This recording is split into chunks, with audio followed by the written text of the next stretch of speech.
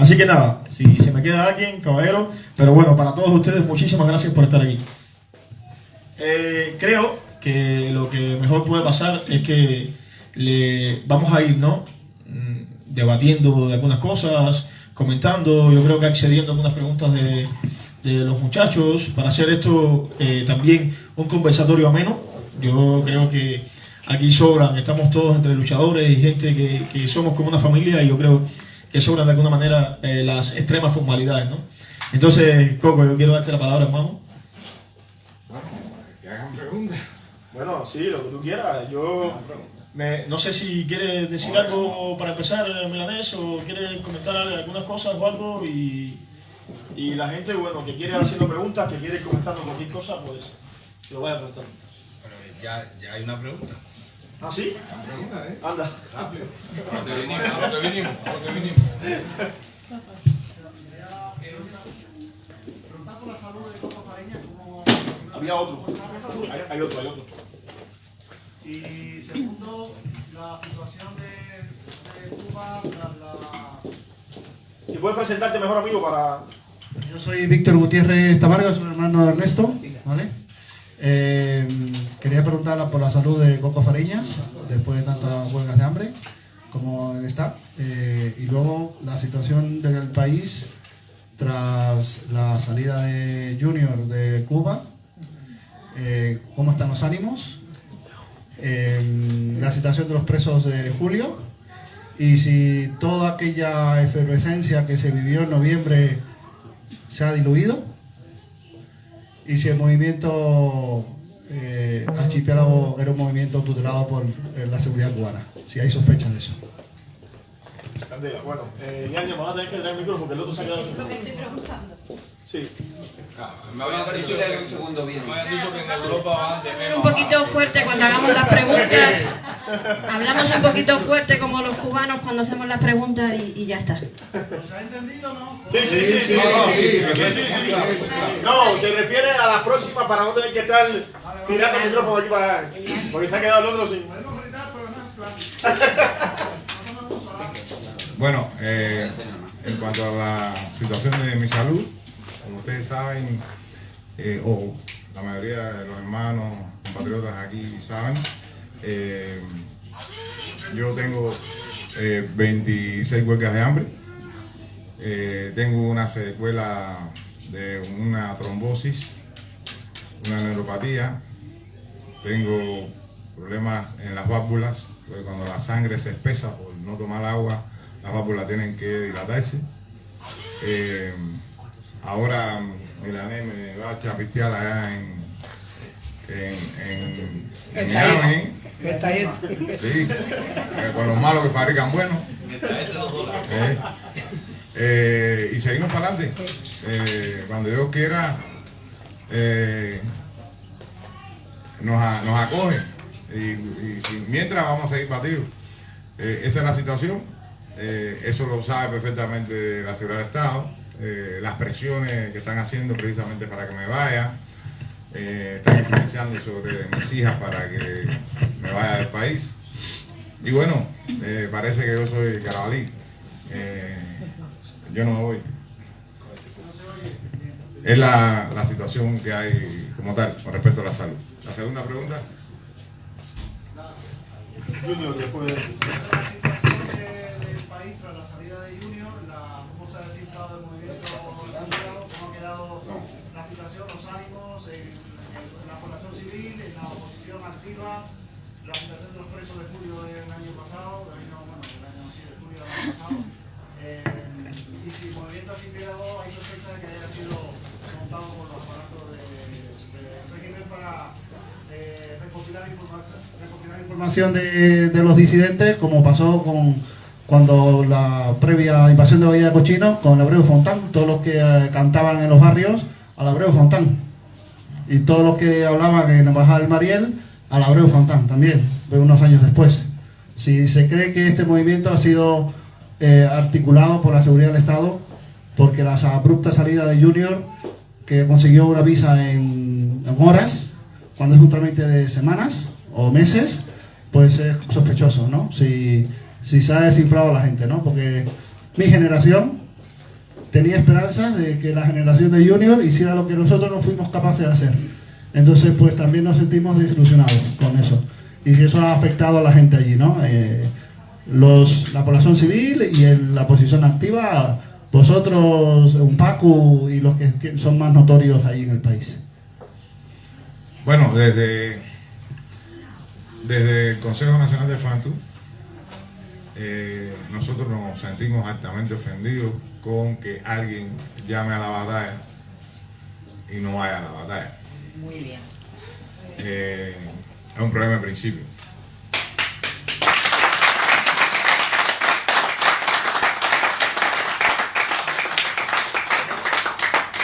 Incluso yo vine hoy, yo tengo un mandato del Consejo Nacional de FANTU que no puedo estar en el mismo local donde esté esa persona que usted mencionó, que yo realmente no quiero mencionar. Pégate un poquito.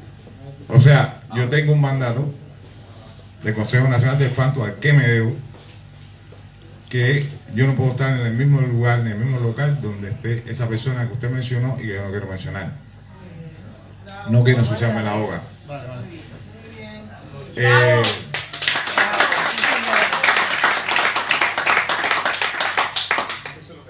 Yo no tengo ningún tipo de prueba de que él sea, o el movimiento de Chipiala, sea construido por la seguridad del Estado. Una cosa es prueba, otras cosas son sospechas. Eso el tiempo lo dirá con respecto a eso. Ahora, la situación que ha dejado esa estacada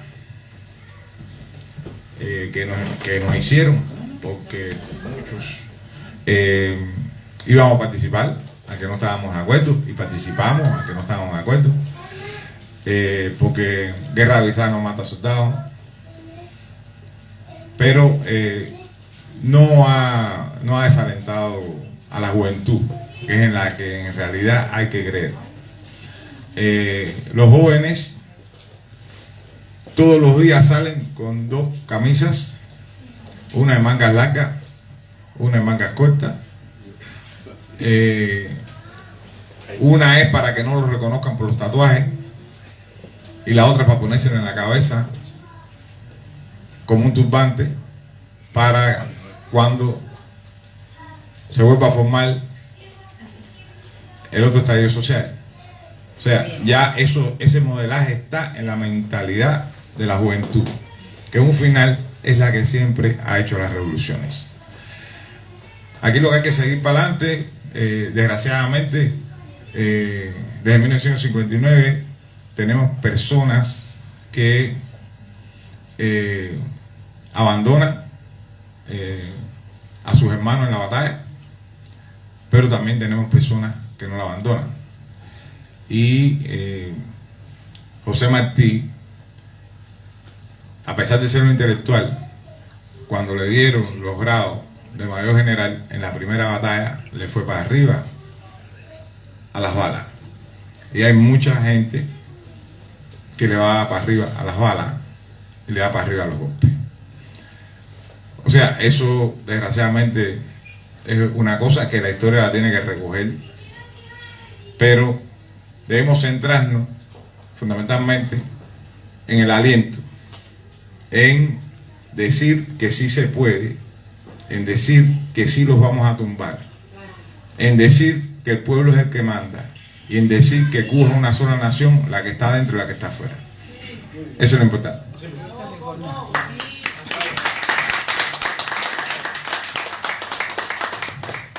Guillermo, quería hacerte una última pregunta, aquí el mismo que te he preguntado antes.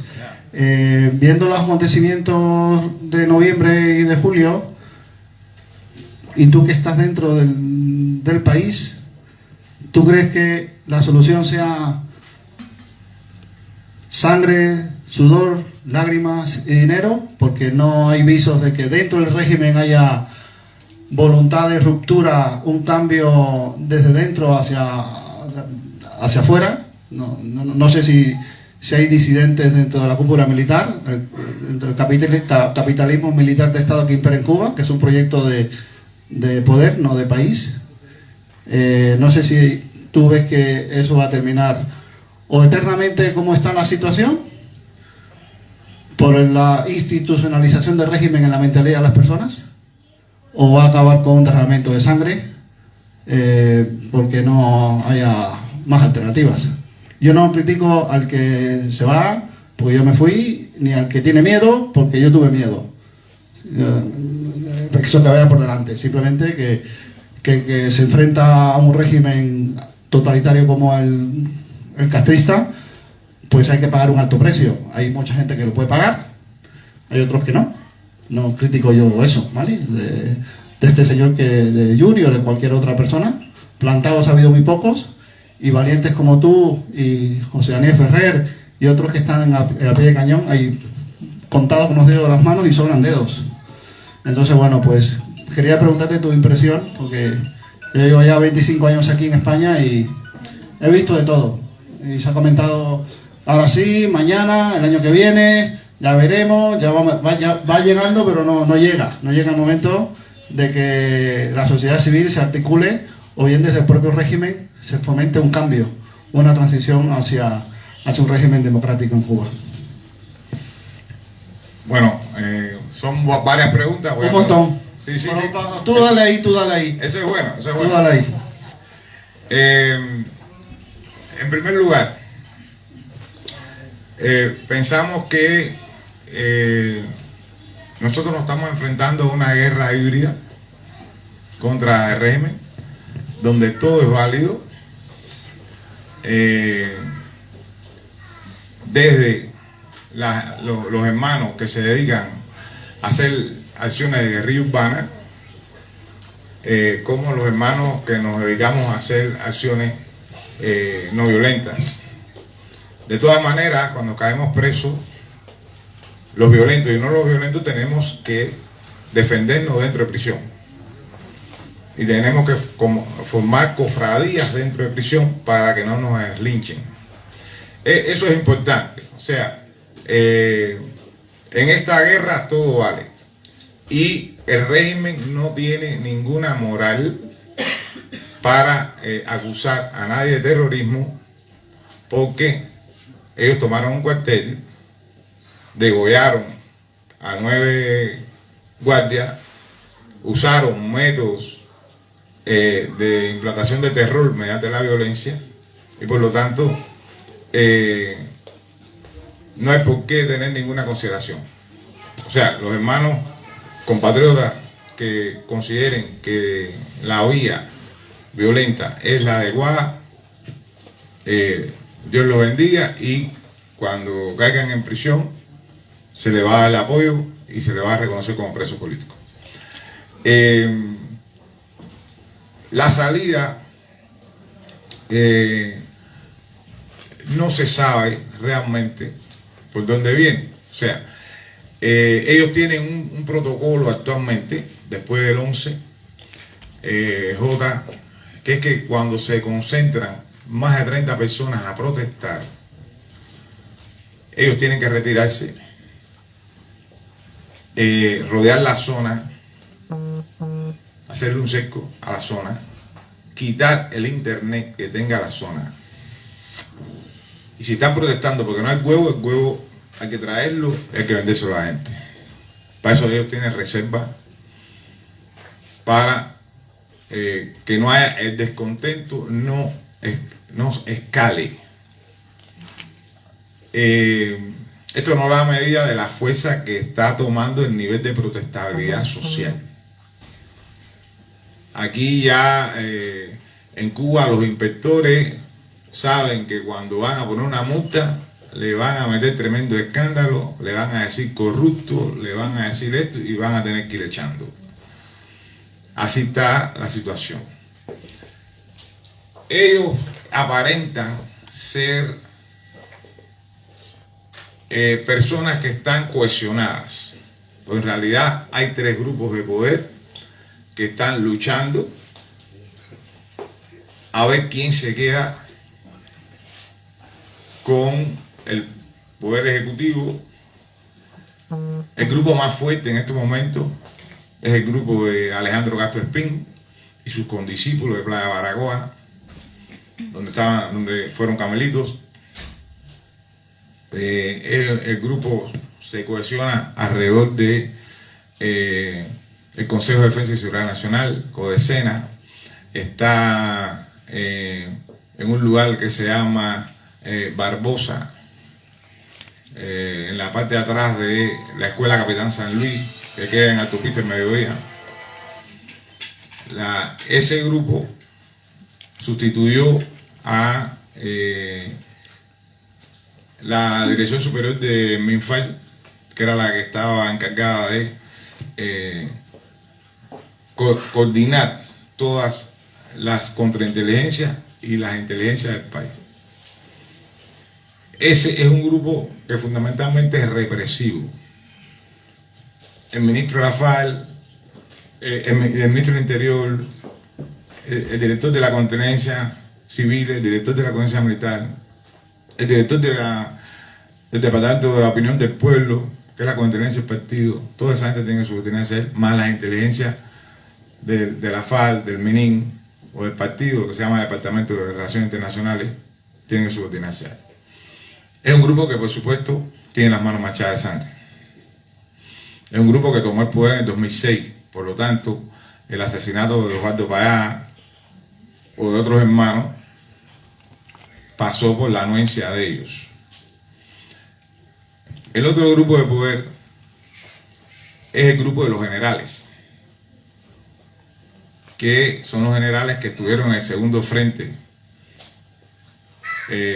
Fran País, el segundo frente oriental Fran País, por tu tierra, y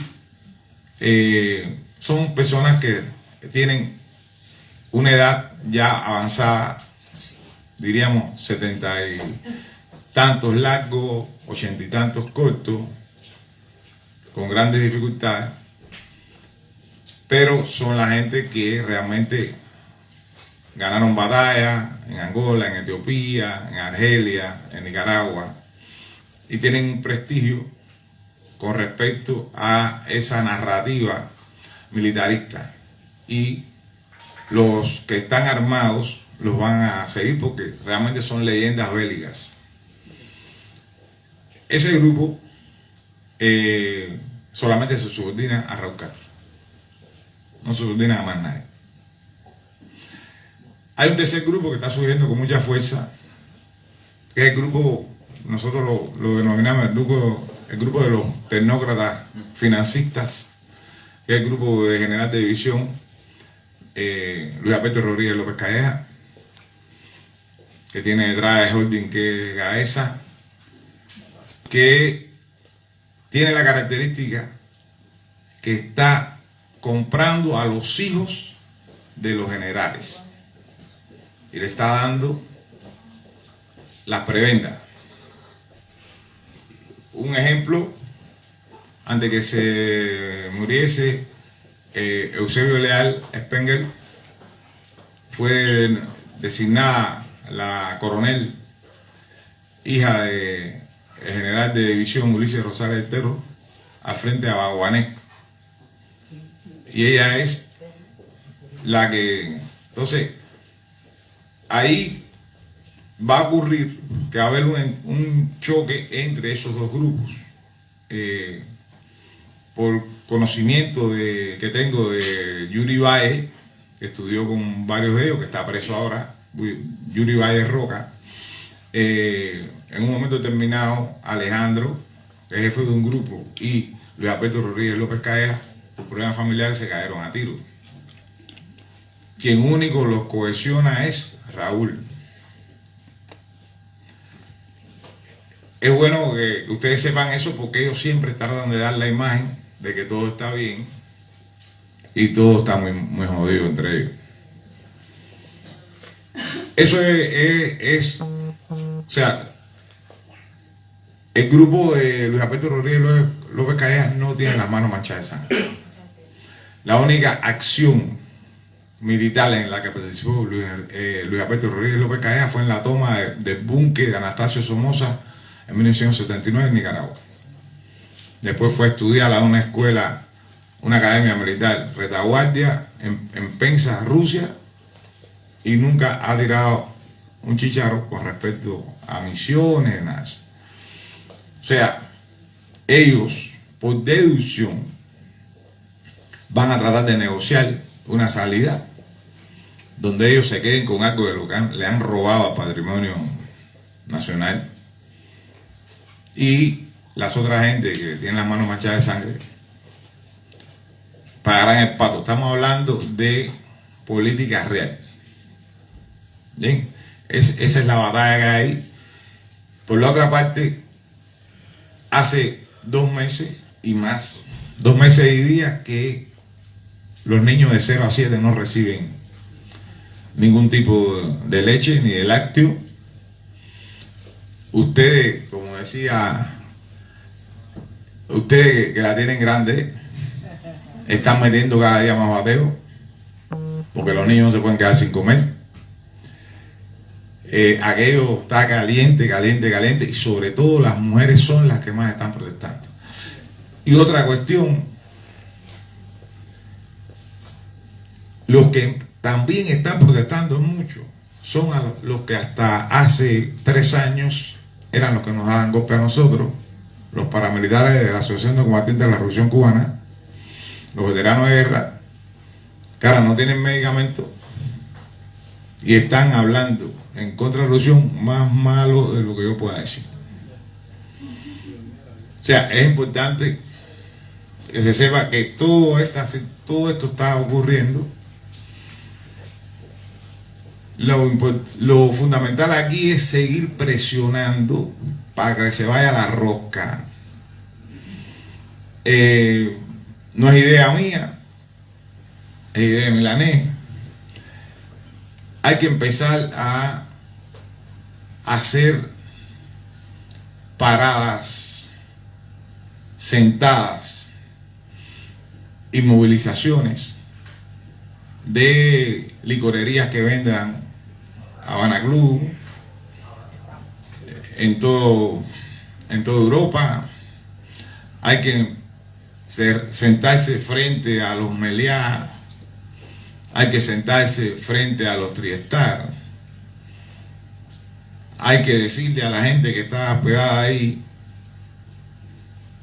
que ese dinero sirve para masacrar, torturar, encarcelar y golpear al pueblo de Cuba, y eso lo pueden hacer ustedes, que son la diáspora, que son el exilio.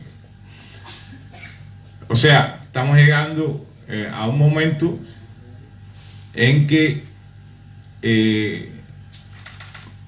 lo que vimos en este periplo que hicimos por el Parlamento Europeo y por otros organismos del Parlamento Europeo, como por ejemplo el Servicio de Acción Exteriores, que desde que hemos venido a verlos a partir del 2013, siempre nos habían dicho que no dijéramos nada, que se habían entrevistado con nosotros, y esta vez dijeron: sí, díganlo.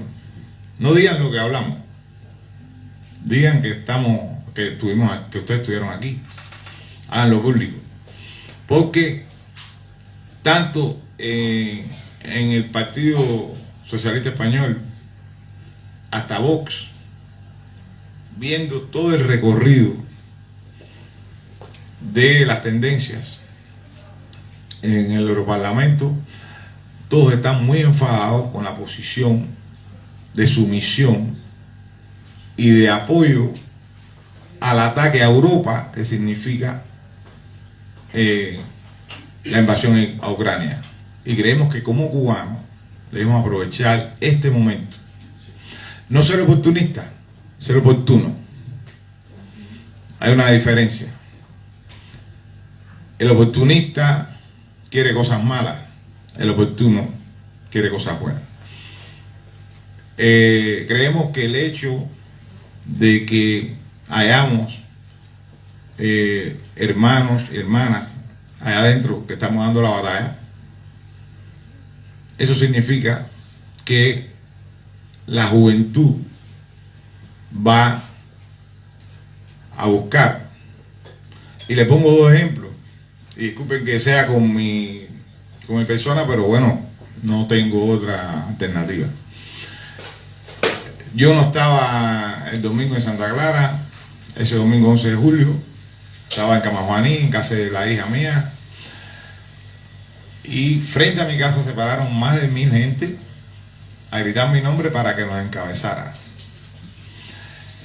Y en los interrogatorios, los oficiales de seguridad del Estado dijeron: si tú llegas a estar en tu casa y tú sales, ni con un tanque te podemos coger.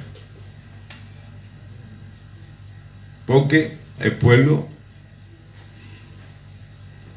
simplemente quería chocar.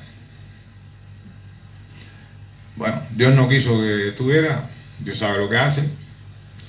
La otra cosa, cuando me detienen en la circunvalación de Santa Clara, que me llevan para instrucción penal, que me llevan para la zona de celda, cuando los jóvenes me vieron, empezaron a tumbar las puertas a patadas.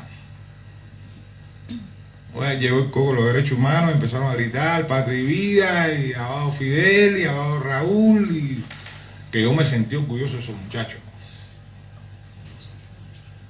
Me tuvieron que sacar y se calmó un poco la cosa. Pero dice que si no va a la primera, va a la segunda, y si no va a la tercera. El lío es seguir empujando.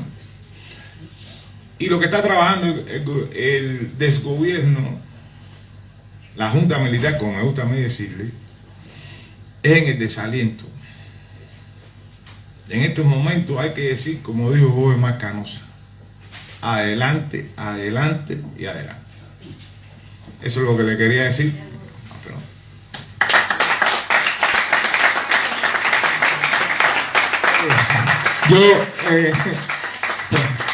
Yo iba a decir, familia, por favor, cuando vayamos a hacer alguna pregunta, vamos a hacerla de manera concreta y lo más eso posible, pero yo creo que de escucharte nos da ganas de estar aquí esta mañana, así que mejor ya me callo. Sí, teníamos a Odette y después a Adira, sí, teníamos una por aquí y después a Adira, bueno, sí, perfecto. Buenas noches. Buenas noches. Soy Odette, periodista de Cubanet, y Guillermo, te quería hacer dos preguntas. No, Coco. Coco. Guillermo me tienen que decir a mí los militares. Vale, Coco. Pues lo primero, que desde tu experiencia como opositor que ha padecido encarcelamiento, persecución desde la isla, ¿qué valor le das a la oposición? Y aún sigues allí, ¿qué valor le das a la oposición que se da desde dentro de Cuba? Y la segunda, que ayer te reuniste con el Parlamento Europeo y quería, si podías comentarnos si hubo algún tipo de conclusión sobre su postura futura hacia Cuba, luego de que tú hayas denunciado todo lo que está ocurriendo allí. ¿Ya? Bueno, yo creo que la batalla por la democratización de Cuba se va a decidir en el terreno de combate, allá adentro. El hecho de que luchadores como por ejemplo Berta Soler, o sea, Daniel Ferrer, Ángel Moya, Díaz Silva, José Díaz Silva, tu hermano Rolando Rodríguez Loaina, estemos dando la batalla. Hay muchos más que pueden olvidarse aquí en estos momentos, Marta Beatriz Roque Cabello. Es dentro de Cuba. Oscar Elías Vicé es dentro de Cuba. La batalla es dentro de Cuba porque tiene que haber un componente de ponerle el cuerpo. Todos tenemos miedo. Hay algunos que lo logran superar, hay otros que no. Es un derecho humano exiliarse, salir de su país y entrar cuando se desee. Nadie tiene que vivir ningún tipo de complejo porque esté en el exilio ni en la diáspora. Eso es fundamental. No podemos dejarnos dividir por eso. Lo fundamental aquí es que el que esté aquí y sienta por Cuba, meta bateo. Donde quiera, frente a la embajada, frente a un meliá, frente a una licorera que vende Habana Club. Y mil cosas, presiones, ustedes se van haciendo ciudadanos de otros países, presiones a sus gobiernos, presiones ante los ministerios de Relaciones Exteriores de esos gobiernos, que puede ser gobiernos comunales, que puede ser gobiernos municipales, autonomías nacionales, parlamentos. Todo eso sirve. Todo eso sirve porque el ser humano se caracteriza por tener cerebro y por tener manos. Y ninguno de los dedos se parece. Cada uno tiene su función. Entonces es importante que ustedes entiendan que estamos llegando a un momento donde el exilio y la diáspora van a hacer la presión. Porque además, cada día hay una dependencia mayor de remesas desde el exilio. El día que ellos hagan algo, que se corten esas remesas, eso no llega a 30 días. Porque la dependencia es abismal. Quien está manteniendo actualmente a la Junta Militar son las remesas que ustedes mandan. Porque en un final tenemos que reconocer que los cubanos que estamos ahí adentro somos rehenes de la Junta Militar. La segunda pregunta. Sobre el encuentro ayer con el Parlamento Europeo. Bueno, en realidad fueron 3 días de batalla, 5 reuniones el primer día, 9 reuniones el segundo, que terminamos a las 8 y tanto de la noche. Yo con los pies muy inflamados por los problemas circulatorios que tengo. Y ayer fueron 4 reuniones. Creemos que fue muy fructífero el hecho de que la presidenta haya recibido a la delegación completa. Fue muy significativo. El hecho de que estuviese 45 minutos con nosotros conversando, andando la situación de Ucrania, fue muy significativo. El hecho que le hayamos dicho a los eurodiputados que nosotros estamos aquí para decirle a los europeos que estamos con ellos, para decirle que se están formando 3 batallones de cubanos americanos para venir a pelear la guerra de Ucrania, uno en Tampa, uno en Miami y uno en Puerto Rico, para decirle que lo que les pueda pasar a ellos va en contra de todos los demócratas y por eso hay que defenderlo. Martí dijo que patria era humanidad y nosotros solamente no podemos pensar como cubanos, tenemos que pensar como ciudadanos del mundo que queremos la democracia. Creo que el hecho de que nos hayamos sentado con todas las tendencias políticas y todos los colores políticos dentro del Parlamento, salvo Izquierda Unida y Podemos, que sabemos que le pagan desde La Habana y no van a perder su mesada si se reúnen con nosotros, porque yo quisiera sentarme con ellos para que ellos sepan cómo es una cárcel por dentro, para que vean cómo es una mano de palo de verdad, para enseñarles las operaciones, los golpes que tengo en la cabeza o las quemadas que tengo en los brazos de los tabacos o que tienes tú. ¿Sí? Todo eso fue muy bueno. Milanés se quedó asombrado de el cariño con que los diputados trataron a toda la delegación. Ahora pronto Néstor va a ir, porque lo que no podemos es dejar de sacarle el pie, y cuando Néstor venga debe ir otra y otra nosotros tenemos que convertirnos en que nos digan, bueno, vamos a hacer las cosas ya porque esta gente no tiene cansado. Pero además siempre llevarle un mensaje de aliento, de que ellos están bajo, y todos los que estamos aquí sentados en estos momentos, estamos bajo ataque.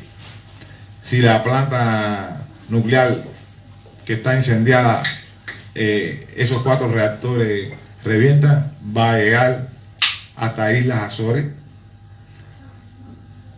Y todos debemos sentirnos agredidos, todos los que querramos democracia. Eso es lo que le puedo decir de... nosotros hicimos un análisis, todo el equipo que fue, y calificamos la visita al Parlamento Europeo y otras instituciones de la Unión Europea de excelente. Y la evaluación no la hice yo, la hizo el prisionero político y de conciencia del Club 65, Alejandro González Raga, que su función como director ejecutivo del Observatorio Cubano de Derechos Humanos es precisamente propiciar que los cubanos lleguemos a esas instancias. Y él la calificó de excelente. Como mismo el abogado Yassi Sire, que está bien escondido por allá atrás, la calificó de excelente. Nosotros realmente no tenemos referencia porque no vivimos aquí. Es lo que le puedo decir.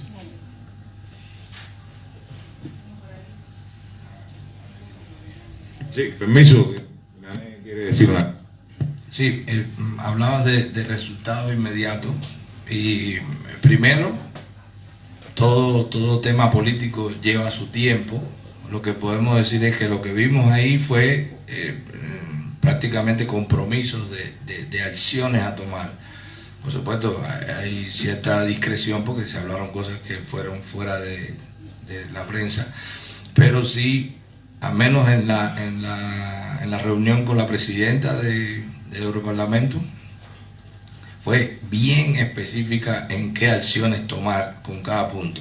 También, como puedes ver, a la llegada, que ojo, porque siempre salen los que se aprovechan de cualquier comentario para criticar, pero no digo que sea por lo que hicimos, pero sí creo que estuviéramos ahí influyó en que, como ustedes saben, el régimen cambió su postura en la votación en las Naciones Unidas.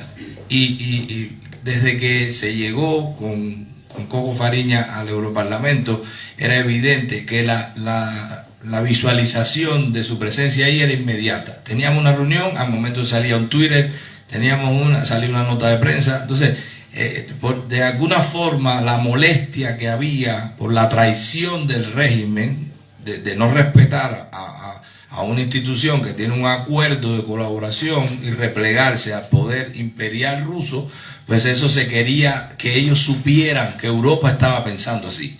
Y vieron que el resultado fue que se abstuvo. Que eso, digamos que con los compromisos entre ellos puede ser algo que no le gustó mucho a Kremlin. Entonces, sí creo que va a haber resoluciones o va a haber propuestas que se van a ver pronto. Sabemos, ya nos han dicho algunas iniciativas que se están elaborando, pero no obstante a eso, también creo que el hecho de que se estuviera ahí en ese momento también se hizo público con la intención. Por ejemplo, nosotros salíamos del despacho de la presidenta del Europarlamento e inmediatamente había una nota de prensa con la foto de ella con Coco al lado. O sea, eso tiene un impacto mediático y un mensaje al régimen en lo que tú estás traicionando. Nosotros estamos recibiendo aquí a quienes tú sabes que vienen a decirnos la verdad y se lo estamos diciendo al mundo. Porque, ojo, y eso también lo que pasa es que Coco es una persona increíblemente humilde y sencillo, pero el hecho que nosotros llegáramos ahí y que ellos dieran un espacio, eso que se vio, que fue un poco apresurado, porque solamente pudo hablar 5 minutos, nos habían dado 15 minutos, se preparó todo, un discurso, ¿verdad?, para 15 minutos. Inmediatamente eso se atropelló, hubo que hacerlo más rápido, pero eso fue en medio de algo que no estaba programado. Y para comparecer en ese fórum, eso se hace con mucho tiempo, se planifica, se tuvo que hablar con los europarlamentarios que tuvieron que estar de acuerdo para incluir extraordinariamente, que no se hace mucho, que aprovechar que estaba el premio Sájarov del Europarlamento ahí para que él pudiera hablar de la situación de la violación de los derechos humanos, porque también hay quien se atreve a ver que se podía hablar o no. Bueno, era la comisión de los derechos humanos del Europarlamento, ahí no se podía hablar de otra cosa. No obstante a eso, tanto ahí como en cada una de las reuniones que tuvimos, el Coco comenzaba diciendo que estábamos ahí para hacerle saber a Europa que una cosa era la postura cobarde del régimen y otra cosa era la postura del pueblo cubano en solidaridad con Europa que estaba bajo ataque, que eso fue un mensaje también. Ellos esperaban que uno llegara como debe ser con los problemas que traemos y decir no, los problemas que traemos ahora no son la prioridad. Primero, me recuerdo porque yo veía el impacto de los interlocutores cuando se quedaban así. Decía Coco, primero yo estoy aquí porque con los amigos hay que estar en las malas. Y yo soy amigo de esta institución, ustedes me premiaron, por eso ustedes están en una guerra y yo estoy aquí para saber que, bueno, el Coco incluso jaraneaba, aquí está la OTAN y el primero que quiere estar soy yo. Entonces, ellos decían, bueno, entonces ese ambiente de enojo, pero ellos lo hicieron saber. Ellos lo hicieron saber, hay otro tipo de reuniones que se han hecho con anterioridad y ellos no lo hacían público porque no convenía, porque el régimen ha impuesto que si ellos se molestan se tranque el acuerdo. Ese régimen ha impuesto incluso quiénes son los interlocutores con ellos. Entonces que ellos inmediatamente hicieran saber y que el régimen cambiara su postura, yo creo que es un efecto que no quiero decir que se debe a que solo a que estaba esa visita, pero sí creo que la visita fue muy oportuna y que sirvió para dar ese mensaje al régimen de que estamos escuchando a quien a ti no te gusta y tiene que ver también con tu postura traidora en este momento. Eso quería aclararlo porque son cosas, nosotros nos gustan los resultados, hay veces que toma tiempo, pero en este caso sí nos favoreció que se vio al momento que el régimen se replegó y yo creo que es un mensaje de lo que hay que hacer. Cuando ellos sienten presión, ellos ceden. Entonces nos están gritando, ustedes quieren un cambio, hay que presionar. Cada vez que ellos se flexibilizan con ellos, pues ellos se fortalecen y ellos se crecen. Cada vez que uno presiona o se presiona, pues ellos ceden porque no tienen otra. Entonces, era eso solamente que quería, bueno, acotar un poquito. Gracias, Bangladesh. Gracias, Coco. Gracias. Gabriela. Solamente dos cositas, agradecerles el estar aquí. Es la segunda vez, Milanés, muchísimas gracias. Solo te veo por la tele, así que... Y a mi compañero de Baleares, bueno, ese sí lo tengo un poquito más al lado. Coco, mil gracias. Es la segunda vez que yo veo a este señor que está sentado en el centro de la mesa. En el año 90, yo era una simple estudiante de medicina en el Hospital Carlos J. Finlay, Hospital Militar. Y estaba, bueno, haciendo mi internado y me mandan a pasar visita a un señor que estaba muy malito, en muy malas condiciones, en huelga de hambre. Yo no tenía ni idea y fui allí y me dijeron, solo tienes que mirarle el pulso. Este señor estaba que prácticamente no daba de sí. Lo único que hice fue cogerle la mano y le pregunté a un guardia que estaba en la puerta y me dijo, es un valiente. El guardia, ojo, quien lo estaba cuidando, yo no tenía ni idea, pero le cogí la mano y le dije, gracias, valiente. Y hoy lo veo aquí 32 años después.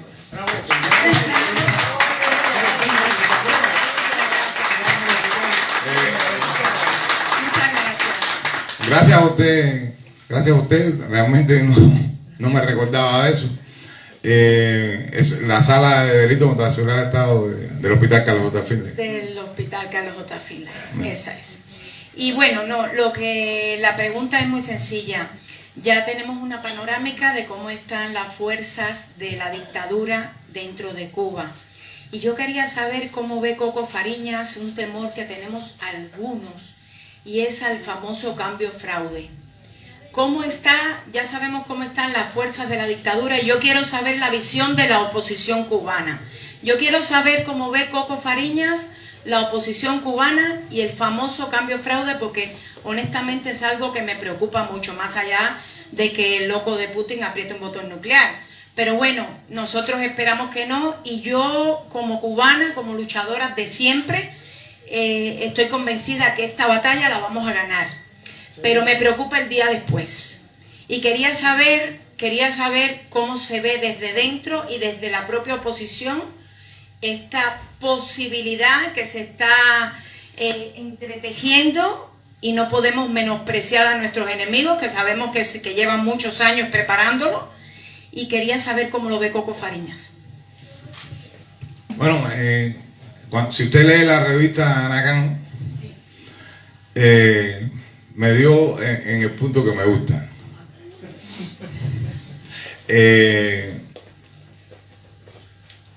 De entrada debemos saber que ese Consejo de Defensa y Seguridad Nacional, yo le voy a ir diciendo, y ustedes pueden buscar por ahí, por su teléfono, quién es quién. Son los amigos del hijo de Raúl Castro. Pero, por ejemplo, son la gente que se graduó en la ciudad de Lvov, Ucrania, aparentemente de comisarios políticos de difusión de las artes en las tropas, es como se llamaba, como decía el diploma. Y en realidad era una academia camuflajeada de oficiales operativos de la GRUD, que es la inteligencia militar soviética. El grupo más fuerte viene de ahí, o sea, son los hombres de Moscú en La Habana. Y Alejandro Castro Espín, que todos los conocemos, pero ahí se puede decir el nombre de una persona que se llama Carlos Alberto Gremada, que se graduó ahí, aparentemente es el director de la Convenita, pero trabaja ahí. Ahí se puede decir el nombre de Oscar Sánchez Serra, aparentemente es un periodista deportivo del periódico Granma, pero se graduó ahí. Y es hijo del comandante Osvaldo Sánchez y de Clementina Serra. Ahí está un ensayista que trabaja en las Casas de las Américas, que se llama Abel Enrique González Santamaría, sobrino de Abel Santamaría, que también se graduó ahí. Aparentemente es un ensayista de la Casa de las Américas. Ese es el verdadero poder. No nos confundamos. O sea, como le digo a los oficiales operativos míos, el día que yo quiera hablar con el poder, yo no voy a hablar con Díaz Canel. Yo voy a hablar con la gente que de verdad mandan. Entonces, estas personas tienen una visión zarista del pueblo. Entonces se criaron y se educaron en Rusia. Es importante que entendamos eso. Es una visión zarista del poder. Los invito a que busquen la visita de Raúl Castro, Alejandro Castro Espín, su hijo, y su nieto, no me acuerdo, el Cangrejo, Raúl Guillermo Rodríguez Castro, a Galicia, aquí en España, cuando los tíos de Raúl le dicen: Raulito, no entendemos. Como si tu papá tenía una hacienda que dice que no se veía cuando se acababa. Entonces nos entregaste a todo el comunismo. Y Raúl, que ya se había dado unas cuantas vodkas, le puso el brazo a un tío y le dijo: tío, nosotros entregamos la hacienda, pero ahora el país es de nosotros. Esa es la visión a lo que nos enfrentamos. Aquí la única solución, no quiero ser absoluto, ni pecar de autosuficiencia, la solución que ve el Foro Totalitario Unido es la solución del estallido social. Cuando ellos estén con que no pueden dominar a la gente, ellos mismos van a decir, vamos a empezar a negociar. Les recuerdo Soweto en Sudáfrica. En cuanto al cambio de fraude, que es un tema que venimos tratando hace rato, ahora mismo lo estábamos hablando en el almuerzo. Como le dije, la visión es arista. Como le dije, los que mandan en Cuba son los tres grupos de poder que mandan en Cuba. Los tres grupos de poder estudiaron en la Unión Soviética y tienen una visión zarista del poder. Hay una frase de el creador de la Checa que se llamó Félix Edmundo de Sechinki, que dijo que para poder neutralizar a la contrarrevolución había que crear su propia contrarrevolución. Entonces, nosotros estamos viendo que cualquiera puede ser fabricado. Estamos enfrentados a represores científicos. Los represores son doctores en ciencia, máster, tienen libros escritos, son artistas algunos. Ahora, va a haber un momento en que alguien va a decir, hay que cuadrar, hay que decírselo y se lo tiene que decir a la gente. Tiene que venir aquí y decir, oiga, hay que cuadrar. Y va a ir a Miami y va a decir, hay que cuadrar. Y va a ir a Tampa y va a decir, hay que cuadrar. El que lo diga, como dijo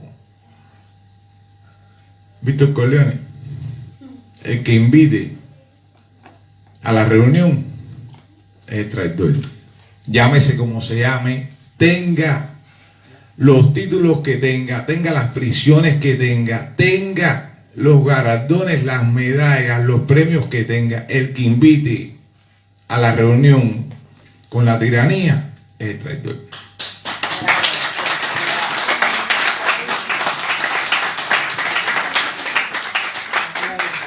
Sí, así mismo es. Así mismo es. Muchas gracias, Javier. Oye, quería... Sí, vale.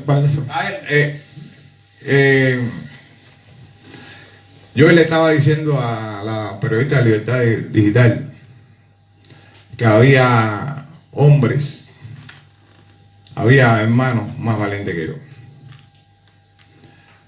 Yo le tengo el brazo tirado a una persona que considero más valiente que yo. A nosotros... grande. A nosotros nos tiraron unos perros.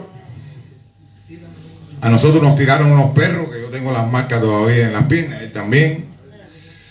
Antunes también las tiene. Y el único que le dio por morder a los perros fue este. Y los perros fueron echando. Me echaron los perros y los perros no quisieron morderme. Mira qué cosa. Buenas noches, para mí es un placer estar con estos hombres historia. Acá eso es un baluarte de la información y de la reflexión que tanto necesita el pueblo de Cuba para romper la cortina de hierro de la desinformación que durante tantos años no han impuesto por parte de ese régimen. El señor Manuel Milanés, que has hecho un magnífico trabajo y lo sigue haciendo, es un baluarte de lo que llamamos el periodismo de investigación y reflexivo que debería de tomar nota para en una Cuba futura formar parte de ese compendio que tendrá que renacer en una nueva prensa que esté despojada de todo envoltorio ideológico. Y acá, yo, perdone, yo creo que fue un gesto exagerado de modestia de que yo soy... Permiso, ¿es mentira? No, no, pero yo me quito el sombrero de las de chichas. montar los perros, tú sí, pero más que No, es que los perros, yo usaba mucho perfume y parece que no le dejaron en la prisión, me echaba mucha colonia. Bien, es un placer para mí estar con ustedes también y quería decirles un par de semanas, el día 22 concretamente, también estaré allí en la Comisión de Derechos Humanos del Parlamento Europeo para enviarle un mensaje a la comunidad democrática internacional, sobre todo en el caso de Europa, que es el que nos concierne porque estamos en el contexto europeo. Un mensaje claro y contundente sobre la tragedia cubana, el caso de los presos políticos, la represión y el incumplimiento por parte de ese régimen con los acuerdos de materia de cooperación en reformas económicas y respeto a los derechos humanos, que ha sido una total mofa por parte de una tiranía hacia el Parlamento más democrático y más grande del planeta. Eso es empezando por ahí. Y en segundo lugar, el tema que nos concierne a todos, el tema de Ucrania, pues sí, hay que también hacerles saber nuestra posición con respecto a ese conflicto, conflagración bélica que ha impulsado este sátrapa del Kremlin. Y yo lo que quería decir que sí vamos a puntualizar que la posición del régimen cubano en alineación con el dictador de Moscú es un ataque frontal y una prueba más de que el régimen cubano jamás va a estar al lado de la libertad. Esto es un conflicto entre tiranía y libertad porque la Guerra Fría ha regresado. Lamentablemente, este señor nos va a dar marcha atrás y ahora comienza una nueva era. Y Occidente tiene que definir posiciones y volver a reflexionar en cuanto a estas políticas erróneas y todo el espectáculo que dio en Afganistán y todo este avance imperial de este señor en Georgia con los chechenos, luego con las provincias separatistas ucranianas y fomentando con un propósito de recuperar el Soviet Supremo, que él conoce mejor que yo de eso, porque lo ha vivido en su época de militar. Y eso es muy importante, porque esto es política exterior. Y vamos a trabajar la política exterior y vamos a enviarle un mensaje contundente a Europa. El problema de recuperar la posición común, porque yo entiendo, no sé, pienso que la mayoría igual, entendemos que la posición común, retirar la posición común fue un error por parte de la Comunidad Democrática Europea hacia la dictadura cubana. Fue un error retirar la posición común. Lo que ha hecho es, esa posición se puso por 75 presos políticos y un muerto, ¿te acuerdas? Y hoy tenemos casi 1000 presos políticos y también hay muertos. Y entonces hay mucho más motivo para que regrese la posición común. Los servicios de inteligencia cubanos durante estos 6 meses, después de la huelga y que los señores del parlamentario preocupados por mi situación de salud, ante esa huelga que yo hice, señalando al señor Pedro Sánchez y a la izquierda española de esa complacencia y esa tolerancia y ese mirar hacia otro lado por parte de la izquierda española con respecto a la situación de los derechos humanos en Cuba, y hay una alineación y un matrimonio que hay que romper porque es en nombre de la libertad, y a eso es que voy, y le vamos a dar duro y vamos a seguir tocando puertas. Y lo que decía él está muy claro, hay que manifestarse, hay que seguir manifestando. Una cosa muy importante, el problema de la unidad. Señores, tenemos que aprender, estamos en Europa y hay una comunidad que es una escuela para nosotros. Tenemos que aprender de los políticos europeos y tenemos que transmitir un mensaje a ellos de seguridad, de un interlocutor con quien puedan conversar como oposición, porque si seguimos desgastando, ¿no? Fíjense ustedes, el régimen lleva 63 años, y mira, y con el terror y la represión están ellos unidos allí, en el nombre del terror, ¿no? En el nombre del terror ellos están unidos. Sin embargo, nosotros en nombre de la libertad seguimos divididos 63 años después. A mí me da mucha pena esto. Me da mucha pena porque hay mucha sangre caída, hay muchos presos, hay muchos torturados, y hablamos no del 11J, empezamos a hablar desde el año 59, los plantados en Isla de Pino, el presidio Modelo, las dinamitas debajo cuando la crisis de los misiles para explotar a los presos políticos. O sea que hay un propósito, hay una agenda criminal por parte de ese régimen que hay que denunciar aquí en Europa todos los días. Y hoy seré yo, mañana que venga otro, a ver si puede venir Antunes, que creo que está gestionando el problema del pasaporte para venir aquí, que toque la puerta también, y cuando hayamos 15 o 20 que hemos sido, como él, víctimas de alta tortura, de esa opresión social a la que hemos sido sometidos, no hay derecho, ni hay una sola justificación para que Europa mantenga una sintonía y una tolerancia y una complacencia con esa dictadura criminal que representa lo más oprobioso del hemisferio occidental. Pero no solamente eso, sino también que es un régimen que agoniza y depende de nuestra resistencia el propósito de su estancia en el poder. Ese régimen tendrá que pasar a la historia como una reliquia anacrónica en el Museo de la Infamia Universal. Se lo digo. Y para eso estamos nosotros aquí. Gracias, Néstor. Gracias. Buenísimas palabras. Javier. Buenas. Bueno, me hace reflexionar todo lo que han hablado, porque hay una parte que es en Cuba, sí, toda la participación ciudadana, le quiero llamar lo más cívicamente posible.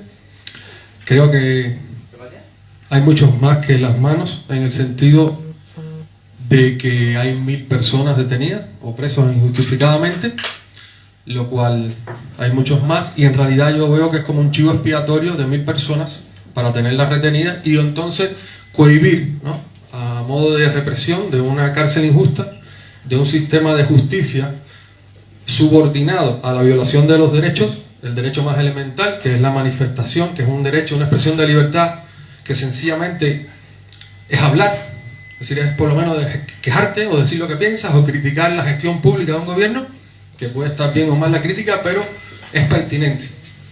Entonces, en esa área interna, me gustaría señalar lo que es la educación cívica masiva. Yo creo, si quiero dar algunos criterios, además de poner la reflexión, de que se ha ido ganando mucho y por eso el pueblo participó. Me gustaría que usted, que estaba dentro, es decir, yo estaba aquí en España, reivindicara, ya que usted estaba ahí, si fueron más de 1 millón de personas, los que se atrevieron a salir a las calles. Es decir, cuando contamos toda Cuba, según su información, usted estaba en un lugar que vio, para un poco también reivindicar que ese gobierno que nosotros no hemos elegido, que la parte de la emigración no dejaron ejercer el sufragio en la parte que corresponde a la parte electoral que tienen en la embajada, que debieron haberlo dicho para votar no, porque es un proyecto que ya está ejecutado y que viola derecho elemental, que es la participación, entre otros más derechos. Entonces, desde el punto de vista del derecho, podríamos decir que es una segregación social, lo cual debiera, entonces caemos en la parte internacional de que cómo es posible de que haya organismos internacionales responsables de reivindicar los derechos moralmente, observar, señalar, participar, aunque sea de referencias, y un poco lo que yo hace tiempo que vengo pensando es la protección de figuras políticas, como es su caso, como es el caso de José Daniel Ferrer, que no le permiten, no le reconocen su asociación, en este caso de carácter político, ya pueden ser deportivas, culturales, las asociaciones, pero es el derecho de asociación que no se le reconoce y que en cierta forma la ONU, la alta comisionada, deberían apuntarla, no sé, a mí se me ocurre, yo pienso en alta voz, deberían registrarlo internacionalmente y darle una protección de embajadores internacionales, incluso en el territorio cubano. ¿Para qué? Para que actúe una serie de capas de protección, porque dejan desprotegido completamente, es decir, al pairo, no sé si viene ahora la frase, se podría decir, a muchas personas que participan. Entonces, cuando ven todas estas represiones, evidentemente es un pueblo que se cohíbe porque se tiene que cuidar. porque tú no puedes darte el lujo, aunque por supuesto usted decía que hay que participar y que dentro y fuera, es decir, es necesario internacionalmente, se lo digo a usted porque es un premio Sájarov, las dos cosas. Una es la reivindicación de los derechos y otra es la protección, que protegiendo estas figuras también está dando una protección, una sombrilla a lo que es la democracia mundial. Y entonces, viendo lo que ha pasado con Ucrania, ¿no? El caso de Putin, ¿no? Porque me gusta señalar más Putin que Rusia, porque me parece que es un gobierno que realmente, si reconocemos que ha pasado los mandatos normales y que la oposición también ha sido mermada y que no ha habido una transparencia, unas observaciones, no basta con decir los años que ha estado una persona, un mandatario ha sido reelegido. Es importante ver si la prensa es libre, si hay oposición, si hay partidos plurales, si en definitiva se puede ejercer la libertad con manifestaciones. ¿Qué estamos mirando con los manifestantes en San Petersburgo a favor de Ucrania, diciendo que son rusos pero no quieren la guerra? ¿Qué estamos mirando? Estamos mirando que se está violando sus derechos. Entonces, sobre esa parte, señor Coco, me gustaría un poco que hable al respecto, ¿no? Lo de las manifestantes y las posibles acciones democráticas que hasta este momento la comunidad internacional, yo discúlpame que diga que los funcionarios, muchos acomodados, no sé su experiencia, yo desde fuera, que no he tenido esa oportunidad de llegar, veo muchos acomodados. Incluso yo hice una propuesta de actualización de los derechos humanos sostenibles, que se resumen en 14 derechos más concisos para precisamente la educación cívica masiva, y lo que responden desde la alta comisionada es que, Javier, ¿cómo tú vas a pretender, yo me llamo Javier, cómo vas a pretender que se actualicen los derechos si no se cumplen o están casi que en el hilo, ¿no?, el cumplimiento de los derechos actuales? Y yo lo que les respondí fue, más razón todavía para reivindicar, y eso fue hace 3 años, con el 70 aniversario. Si tú no puedes esperar que los canallas, que los corruptos avancen el terreno, se modernicen, se digitalicen, ejerzan todas las presiones, mientras la parte democrática del mundo no avanza. Entonces sí hay que actualizar lo que son los derechos humanos, precisamente para lograr esa participación masiva y que no haya sumisión. Sí, porque mientras más conocimiento hay, incluso, usted decía, la presión sobre los que ejercen cargo, incluso de forma ilegítima, se les reduce el cerco, porque entonces todo el mundo los está mirando como, mi derecho llega hasta aquí, esto significa algo. A mí me gustaría señalar que el señor dijo capitalismo de Estado, y a mí me gustaría señalar que lo que estamos viviendo es la secuela del socialismo. Si la secuela del socialismo, el socialismo se acaba con una corrupción tal que al final privatizan, es una teoría que yo tengo, me parece que está refutada, es decir, reflejada en la práctica, privatizan y se crea una oligarquía de esos mismos funcionarios, que al final fue un fraude, una transición, que se roban el patrimonio público, que en algún momento fue social, estatal, a todos los niveles. Y entonces ese proceso que ustedes han, no quiero extenderme más, que ustedes han llamado el peligro de un fraude, sí, de un fraude de transición, el cambio de fraude, que también Lazarito lo ha hablado muchas veces, es muy importante de entender cuándo estamos realmente cambiando hacia lo correcto y cuándo estaríamos en presencia de un fraude para que toda la ciudadanía lo pueda identificar. Entonces yo creo que el contrato social, es decir, la nueva constitución que logremos aprobar los ciudadanos el día que de verdad podamos participar con observadores, cuando nadie tenga que decir por qué tú no puede haber un observador en esa urna, además de que pueden haber las comisiones parlamentarias de toda la diversidad, de todos los colores. Pero ese fraude hay que evitarlo, y yo estoy de acuerdo con eso, pero hay que también entender cuando estamos ante la presencia de un fraude, sin dejar de percibir la importancia de un proceso lo más pacífico posible hacia una transición a esa democracia que no es más que la soberanía del pueblo. Si estamos hablando de un estado de violación del derecho, del ejercicio ciudadano, de los derechos individuales, la familia, todo, porque ahora mismo están afectados en Cuba muchas familias con todos esos presos políticos, para hablar de las medicinas, la comida y todo lo demás. Es decir, es un afecto porque pueden ser capaces de quebrar incluso la moneda de un país y están quebrando todas las economías familiares a la vez. Señalo que en Rusia pudiera estar pasando algo con el rublo, que es que ya vimos que Maduro se llevó la reserva de oro y el peso, es decir, el dinero venezolano cayó, pero en Rusia puede pasar algo, aparentemente por el tema de Ucrania, la represión y las sanciones internacionales, pero también puede ser que le quiten el respaldo. Entonces, señor Coco, esas son las reflexiones, lo interno, lo internacional y el futuro, ¿no? Es decir, hacia dónde debemos ir y cómo usted ve el panorama. Gracias, Javier. Eso que te he dejado ahí es la propuesta de actualización de los derechos humanos Lo que tú me prometiste. que ha hecho Javier. Cuando llegue. Bueno, yo creo que esto podemos en dos, porque dividirlo en dos, porque hay una parte que es económica, que es un manejo que debes manejar tú como economista. Creo que lo principal es, para que no se produzca un fraude, ir de la ley a la ley. Y ahí está el instrumento que es la Constitución del 40. Eso es lo que va a evitar el caudillismo y que a alguien se le ocurra inventar que vamos a hacerle estas concesiones. La Constitución del 40 está bien clara, se pone de manera provisional. Cuando se derroque el gobierno o el gobierno se autoderroque, porque hay esas dos posibilidades, y se le hacen un grupo de modificaciones para, por ejemplo, los cubanos que viven en la diáspora y en el exilio puedan votar, y otras modificaciones. Eso los especialistas en derecho y sobre todo en derecho constitucional son los adecuados para eso.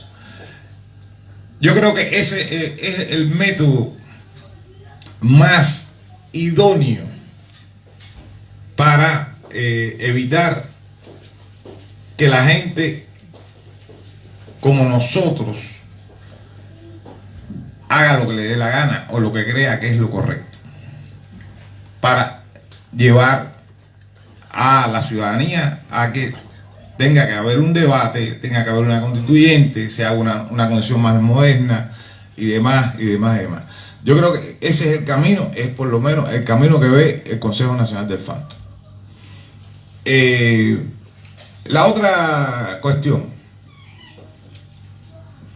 y lo vuelvo a repetir, si ustedes mañana ven a Guillermo Fariña decir que hay que reunirse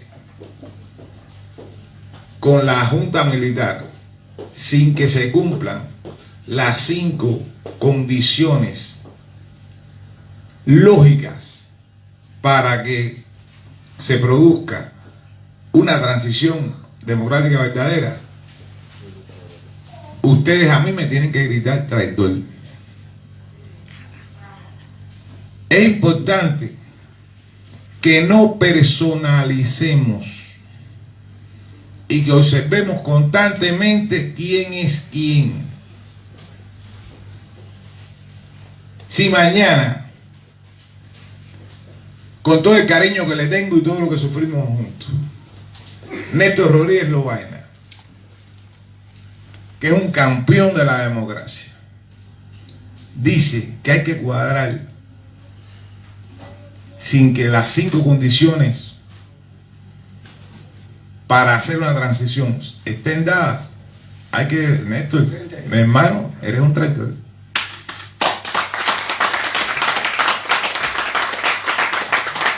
Eso es responsabilidad de cada uno de los cubanos. Y Cuba tiene que ser percibida y autopercibida como una sola nación. Todos los cubanos, vivan donde vivan, tienen derecho a decir y actuar.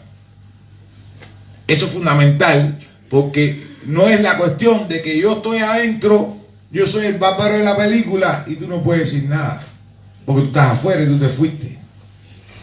No, no, no, no, no, no. Los políticos, buenos o malos, son servidores públicos.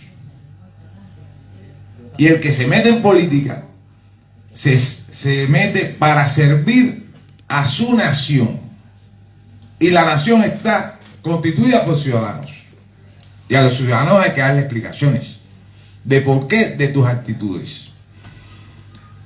Por eso que estoy diciendo que no importa la cantidad de veces que alguien haya estado preso, ni la cantidad de premios que tenga, ni la cantidad de medallas que le hayan dado, ni el poder mediático que tenga detrás, ni los gran que tengan detrás. El que diga que hay que cuadrar con los comunistas sin que haya una transición verdadera es un traidor, llámese como se llame.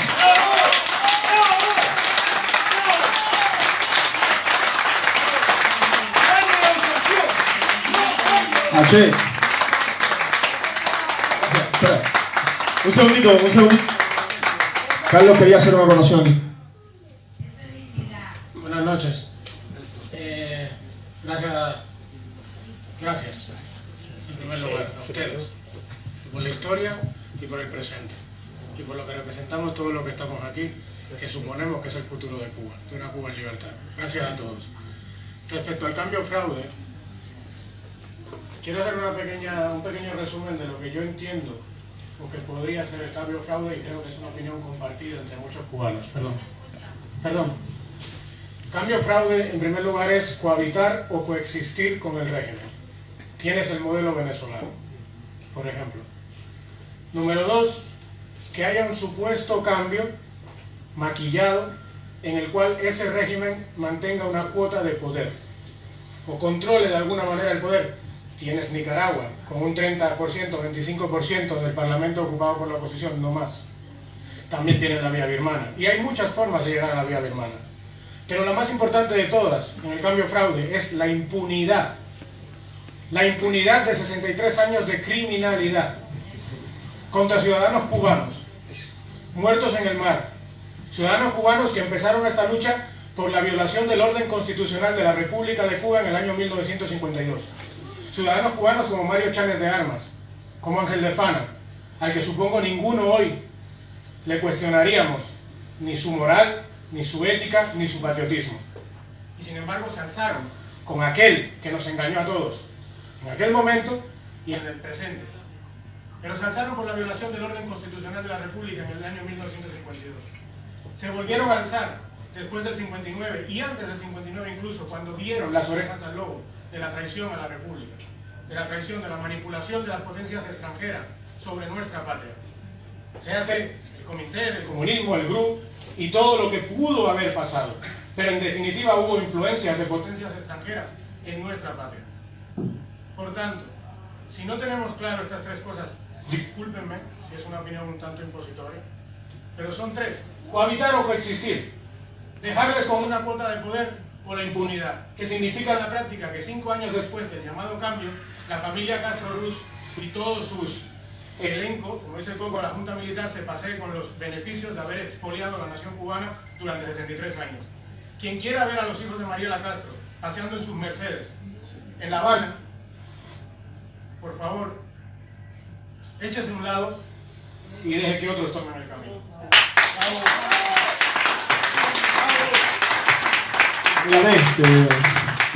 Bueno, está claro eso, pero la fuerza lleva al diálogo y el diálogo a la concesión. Okay. Un principio. El camino, mientras el régimen no le dé la libertad inmediata e incondicional a todos los presos políticos, mientras el régimen no desmantele todos los aparatos y fuerzas represivas, mientras el régimen no reconozca la libertad de expresión y de reunión, mientras el régimen no legitimice a todos los partidos políticos, los que quieran, y con la tendencia, la ideología, los verdes, los morados, los amarillos, los gays, los heterosexuales y los de todos. Y mientras no llame a elecciones libres, pluripartidistas y supervisadas por organismos internacionales, no hay nada que hablar. Por eso es que hasta que eso no pase, el que hable de alguna fórmula con el régimen sencillamente es un traidor. No hay nada que hablar. Se necesita, para sentarse a hablar, que además, adelanto que muchos diremos que lo que hay que hablar es a qué cárcel vas, ¿no? O sea, te vamos a garantizar todo el proceso, no será como tú lo haces, serán jueces independientes, será con un proceso limpio, pero a la cárcel el que hizo algo, con la responsabilidad que debemos tener, porque todos tenemos familiares. Pues si hay familiares que lo hicieron mal, a la cárcel los familiares, y a los familiares le llevamos la java, como se la llevamos ahora, como lo hemos hecho ahora con quienes no son familiares. Ok, entonces ese es el camino. Esa es la voluntad de que realmente el régimen quiere ceder la fuerza necesaria para llegar a un diálogo, porque es la condición necesaria para sentarse a dialogar, es tener fuerza, porque si no te reconoces, si no te reconoce el régimen, no es un diálogo, es un monólogo. Por eso toda iniciativa que lleve a una participación con el régimen, mientras no pasen esas 5 cosas, es show. Y es cambio fraude, llámese como se llame, y lo llame quien lo llame, y si no le gusta que le digan traidor o traidora, pues que no lo haga, así de sencillo. Entonces tenemos que estar claros de lo que tiene que pasar, porque, bueno, a menos que pase otra cosa que será más rápido, algunos piensan que tendrán otro costo, yo estoy absolutamente seguro que será mucho menos costo que 63 años, unos delincuentes matando y arrasando con los cubanos, porque los que menos quieren a los cubanos son ellos. Pero no me quiero extender, la respuesta viene porque usted pidió cuál era la... Nosotros estamos descubriendo nada, está ahí. Solamente es buscarlo, informarse y ponerlo delante de uno cada vez que salga una iniciativa. Esta iniciativa me habla de esto, no es fraude. Esta iniciativa no me habla de esto o me habla de conseguir esto por otra vía, es fraude, porque no hay forma de dialogar si no se reconocen ambas partes, que ambas partes tienen fuerza, porque usted no habla con quien no le interesa, con quien no le trae algo a cambio, y si la oposición no tiene fuerza suficiente para doblegar al régimen, pues no está hablando, está siendo cómplice. Entonces eso era lo primero que le quería decir, porque es bien sencillo, no es nada matemático, cibernético ni nuclear. Ahí están las condiciones y uno las puede tener y revisar con toda la iniciativa, que además somos tan creativos que sacamos 15 iniciativas cada 15 minutos, o sea, somos bien creativos, pero ahí están las condiciones. Lo otro, tenemos que tener cuidado, porque, y además esto es algo que parte de uno, ¿no? La izquierda, me disculpa si alguien tiene tendencia a eso, pero es muy bueno en la comunicación. Y entonces empieza con estos conceptos, por ejemplo, capitalismo de Estado. Capitalismo de Estado no, o sea, es irreal desde la misma palabra, porque capitalismo es propiedad privada y Estado es propiedad pública, o sea, estatal. Entonces capitalismo de Estado es algo como el muerto vivo. No existe. Si es capitalismo, es propiedad privada. Y si es Estado, es propiedad social. Y eso, pues, eso lo digo porque yo mismo de vez en cuando digo, venceremos. Porque ahí está, el patrón muerte está ahí.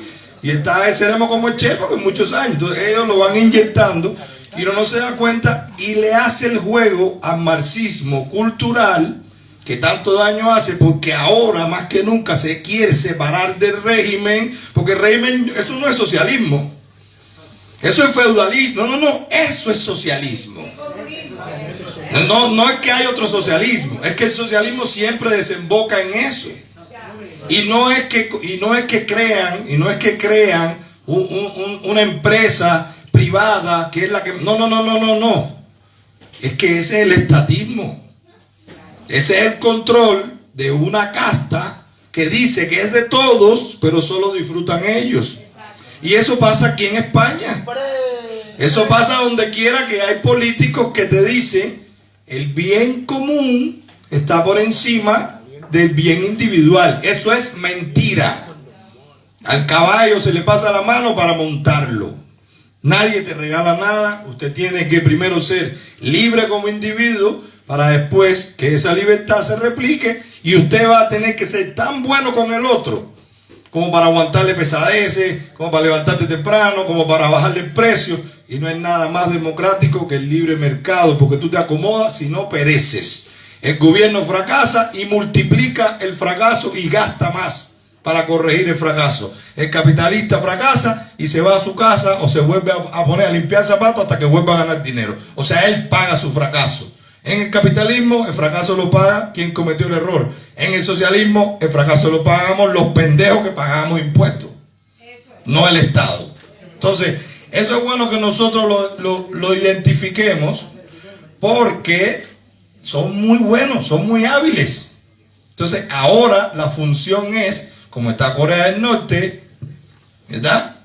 Como está Cuba, entonces, como están estos regímenes que son tan crueles porque dan su naturaleza, no han tenido que negociar con poder absoluto, pues entonces la izquierda internacional dice que no, eso no es socialismo, eso es una aberración, eso es feudo, eso es criminal, eso es tiranía, ¿no? Bueno, ya sabemos que ese es socialismo, porque también la tendencia siempre será a comparar lo idílico del capital, que yo me tuve que espantar los 3 tomos porque estudié economía en Cuba, con lo real del capitalismo. El capitalismo tiene muchísimos fallos y tiene muchísimos problemas, pero es lo real. El socialismo lindo nada más está en el libro, que además, como dato adicional, y con esto cierro, el propio Carlos Marx, el único tomo que publicó fue el primero, que fue El Capital, lo supo años después, ¿verdad? Cuando, por supuesto que se demostró que la teoría, o sea, se demostró que la teoría valor-trabajo era refutada totalmente por la teoría de la utilidad marginal. O sea, el valor es subjetivo, no objetivo. No es nada muy técnico, aparece en cualquier video en YouTube, pero eso es lo que tumba el socialismo. Y es bueno que lo sepamos porque ellos hablan, de ahí sale la plusvalía, entonces la explotación del hombre por el hombre, por ir para allá, todo lo que nos dieron en la escuela. Entonces, lo importante es eso. El socialismo actual, la izquierda actual, quiere separarse, no sé si se recuerdan a alguien que habló de eso hace muy poco por aquí por España, quiere separar, ¿verdad? De que no, discúlpeme, pero bueno, no quiero crear conflicto, pero no quiero que Coco me regañe porque venimos aquí, pero entonces no es que la izquierda internacional es tan buena que ahora se ofende con los desastres de esa tiranía. No. Es que la izquierda internacional sabe que el desenlace a lo que ellos hacen, a su sistema, es esa tiranía, y no quiere que los que la siguen sepan que ese es su futuro mientras ustedes voten por los de izquierda. Y ahora voy a terminar con esto. Bravo, Pianés. Y ahora voy a terminar con esto. En el Parlamento Europeo me pude dar cuenta que el buque insignia de todas las medidas contra el régimen es España. Sí, señor.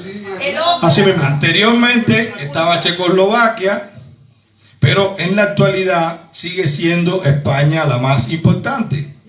Con lo cual, el buque insignia de, por supuesto, Madrid la capital, tendrá mucha importancia, y por eso, pero el buque insignia de que ese buque insignia español es la resistencia madrileña. son ustedes. ¡bravo! ¡Que viva la resistencia madrileña! Entonces, mientras los políticos, porque estamos hablando de los políticos, mientras los políticos vean que si hacen lo que ustedes piden, cogen votos, pues harán lo que ustedes piden.